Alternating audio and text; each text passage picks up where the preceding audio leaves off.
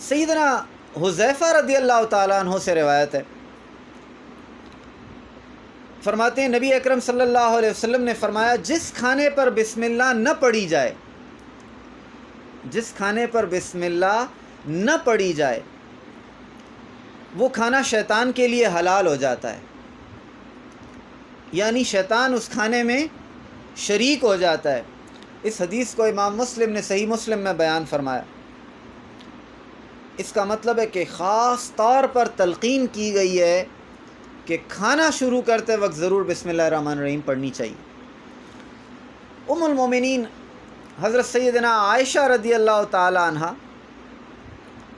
فرماتی ہیں کہ نبی اکرم صلی اللہ علیہ وسلم فرماتے ہیں کہ جب کوئی شخص کھانا کھائے تو اللہ تبارک و تعالیٰ کا نام لے، یعنی بسم اللہ پڑھے، اور اگر شروع میں بسم اللہ پڑھنا بھول جائے تو یوں کہے بسم اللہ اولہ و آخرہ۔ اس حدیث کو ابو داؤد شریف میں بیان کیا گیا ہے۔